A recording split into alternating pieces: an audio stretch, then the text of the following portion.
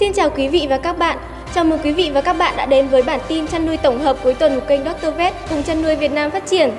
Ngay sau đây là những nội dung chi tiết của bản tin ngày hôm nay. 5 doanh nghiệp nhận chứng nhận đủ điều kiện sản xuất thức ăn chăn nuôi. Sáng ngày 14 tháng 3, Cục Chăn nuôi, Bộ Nông nghiệp và Phát triển Nông thôn tổ chức lễ trao giấy chứng nhận đủ điều kiện sản xuất thức ăn chăn nuôi cho 5 đơn vị gồm Công ty VB Pharma, Công ty Miavit Việt Nam, Công ty Mebipha, Công ty Miyagi Việt Nam và Công ty Aquavet. Phát biểu tại buổi lễ, ông Dương Tất Thắng, Cục trưởng Cục Chăn nuôi đánh giá cao vai trò của cộng đồng doanh nghiệp về những cam kết hợp tác, đồng hành cùng Cục nói riêng và ngành chăn nuôi nói chung trong bối cảnh kinh tế toàn cầu chịu nhiều thách thức. Cục Chăn nuôi với vai trò đơn vị quản lý nhà nước ngành nông nghiệp về lĩnh vực chăn nuôi, trong đó có thức ăn chăn nuôi, cam kết rằng sẽ luôn đồng hành cùng với doanh nghiệp cũng như những người chăn nuôi phát triển ngành chăn nuôi bền vững. Bản tin tiếp theo, công khai danh tính các trường hợp sử dụng chất cấm trong chăn nuôi, giết mổ. Các đối tượng vi phạm việc sử dụng chất cấm trong chăn nuôi giết mổ trên địa bàn thành phố Hồ Chí Minh sẽ bị xử lý nghiêm và thông tin công khai danh tính với dư luận. Ủy ban Nhân dân thành phố Hồ Chí Minh vừa có chỉ đạo về tăng cường kiểm tra, giám sát, xử lý các trường hợp sử dụng chất cấm trong chăn nuôi giết mổ gia súc. Theo đó, Sở Nông nghiệp và Phát triển Nông thôn thành phố Hồ Chí Minh có nhiệm vụ tuyên truyền, phổ biến rộng rãi về những nguy hại của việc sử dụng chất cấm trong chăn nuôi đối với sức khỏe cộng đồng và uy tín của ngành chăn nuôi Việt Nam.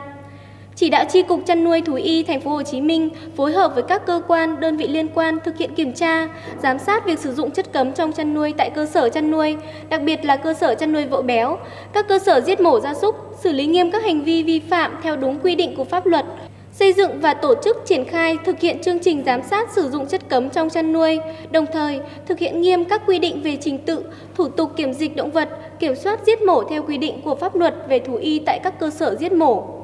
Mặt khác, Sở Nông nghiệp và Phát triển Nông thôn thành phố Hồ Chí Minh phối hợp với Ủy ban Nhân dân thành phố Thủ Đức và các quận, huyện, các đoàn kiểm tra liên ngành xử lý nghiêm các trường hợp vận chuyển, kinh doanh, giết mổ gia súc trái phép.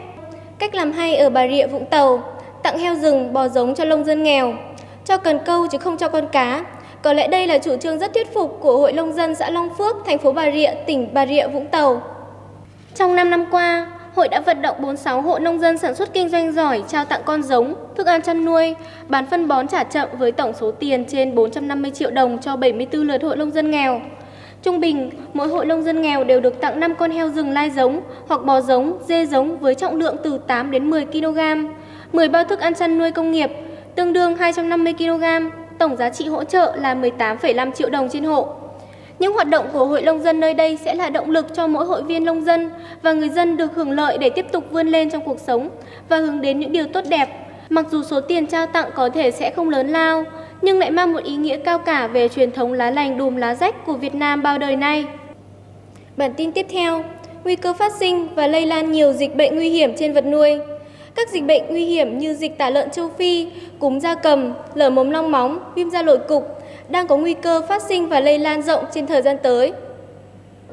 Ngày 10 tháng 3, tại thành phố Hồ Chí Minh, Bộ Nông nghiệp và Phát triển Nông thôn đã tổ chức hội nghị phòng chống dịch bệnh động vật năm 2023. Theo Cục Thú y, trong thời gian tới, nguy cơ phát sinh và lây lan trên diện rộng với các dịch bệnh nguy hiểm như dịch tả lợn châu Phi, cúm gia cầm, lở mồm long móng, viêm da nổi cục là rất cao. Một trong những nguyên nhân dẫn tới nguy cơ tái phát và lây lan trên diện rộng với nhiều dịch bệnh động vật nguy hiểm trong thời gian tới liên quan đến công tác tiêm phòng. Hiện nay, trên cả nước nhiều đàn gia cầm chưa được tiêm phòng vaccine. Việc tiêm phòng vaccine lở mồm long móng chưa được triệt để. Một số địa phương chưa thực hiện tốt việc tiêm phòng vaccine phòng bệnh viêm da nổi cục cho trâu bò mới và tiêm phòng bổ sung cho trâu bò đã hết thời gian miễn dịch. Nhiều địa phương chưa thực hiện tốt trong việc tiêm phòng đàn gia súc mới, đàn gia súc đã hết miễn dịch. Trước nguy cơ phát sinh và lây lan trên diện rộng nhiều dịch bệnh nguy hiểm trong chăn nuôi, Bộ Nông nghiệp và Phát triển Nông thôn, Cục Thú y đề nghị Ủy ban Nhân dân các tỉnh, thành phố tập trung các nguồn lực để tổ chức triển khai quyết liệt, đồng bộ các giải pháp phòng chống dịch bệnh, trong đó tập trung khẩn trương, rà soát, tổ chức tiêm phòng bổ sung vaccine phòng các bệnh, đặc biệt các dịch bệnh nguy hiểm như cúm gia cầm, lở mồm long móng, tai xanh, viêm da nổi cục, dại, v.v. Bản tin tiếp theo, TH cho Milk nhập khẩu thêm 2.000 bò sữa thuần chủng HF từ Mỹ. 21 ngày kể từ khi rời cảng Olympia ở tiểu bang Washington, Mỹ, đàn bò sữa cao sản thuần chủng HF do chuyên gia Iceland và Việt Nam của TH lựa chọn các trang trại uy tín nhất nước Mỹ đã lập cảng Cửa Lò, Nghệ An đêm 8 tháng 3. Đàn bò sau đó được đưa về trại Tân Đáo của TH thực hiện cách ly, phòng dịch theo đúng quy định quốc tế trong thời gian 4-5 ngày trước khi bổ sung vào đàn bò cao sản của tập đoàn này ở các trang trại khắp Việt Nam. Quy mô tổng đàn hiện đã lên tới gần 70.000 con. Đây là đợt nhập khẩu bò từ Mỹ lần thứ 2 trong năm 2023 của tập đoàn TH. Trước đó, ngày 1 tháng 1, TH đã nhập khẩu đàn bò đầu tiên 2.380 con từ Mỹ về trang trại của tập đoàn tại tỉnh Kaluga, Liên bang Nga, nơi TH triển khai dự án đầu tư tổ hợp chăn nuôi bò sữa và chế biến sữa công nghệ cao 2,7 tỷ USD. Được biết, để kịp tiến độ đón đàn bò tại Việt Nam, theo đúng kế hoạch, vào đầu tháng 3 này, các chuyên gia cấp cao người Iceland và Việt Nam từ Viện Nghiên cứu Bò sữa TH đã rút ngắn kỳ nghỉ Tết Nguyên đán Quý Mão để dành thời gian tuyển lựa từng con trong đàn bò sữa cao sản thuần chủng HF tại các trang trại ở Mỹ. Đàn bò được tuyển lựa theo các tiêu chí khắt khe từ lý lịch, phả hệ, tiềm năng di truyền đến ngoại hình, thể chất, tiềm năng sản xuất sữa và khả năng chống đỡ bệnh tật ở vùng nhiệt đới. Tin tức vừa rồi cũng đã kết thúc bản tin chăn nuôi tổng hợp cuối tuần của kênh Dr. Vet cùng chăn nuôi Việt Nam phát triển của tuần này. Cảm ơn quý vị đã quan tâm theo dõi. Thân ái chào tạm biệt và hẹn gặp lại quý vị trong những số tiếp theo.